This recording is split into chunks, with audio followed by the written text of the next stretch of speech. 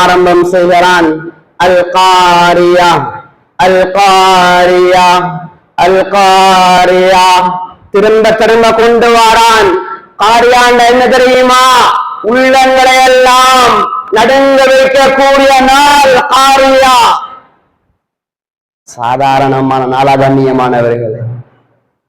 சாதாரணமான நாளா? கற்பனை செய்ய இயலுமா? கியாமத்தை உள்ளங்களை எல்லாம் நடுங்க வைக்கக்கூடிய நாள் மல் காரியா. காரியாண்டா என்னென்னு தெரியுமா நபியே? ஒமா அதராக மல் காரியா. காரியா என்று நமக்கு அறிவிச்ச எது நபியே நாயகமே ஸல்லல்லாஹு அலைஹி வஸல்லம்?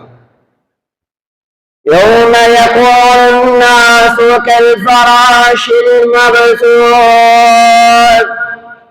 மனிதன் அந்த நாளையில பரத்தப்பட்ட ஈசலை போன்று மாறிவிடுவான். கல் ஃபராஷில் மப்சூஸ்.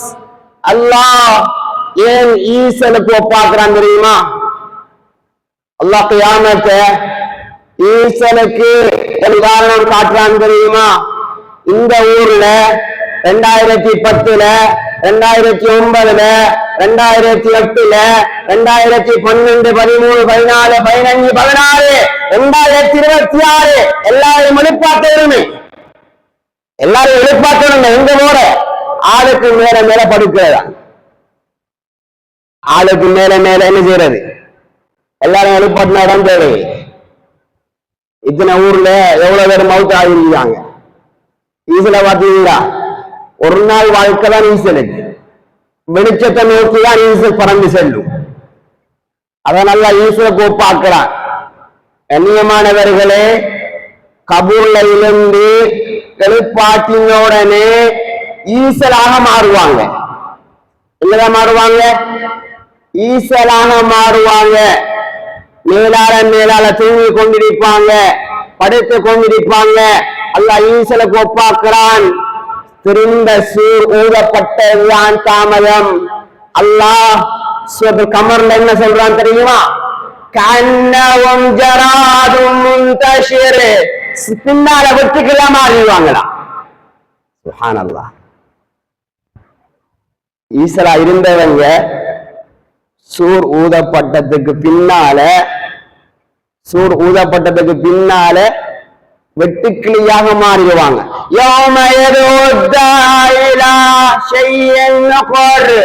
சத்தம் எங்க கேட்கிறதோ அந்த சத்தத்தை நோக்கி வெட்டுக்கிளி போக ஆரம்பிக்கும்.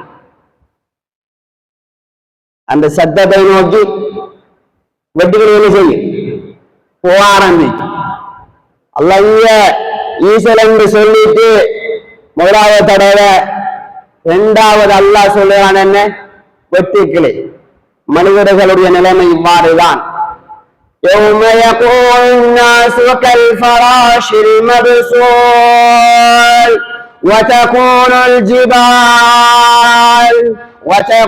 الجبال كالعهن المنفوش.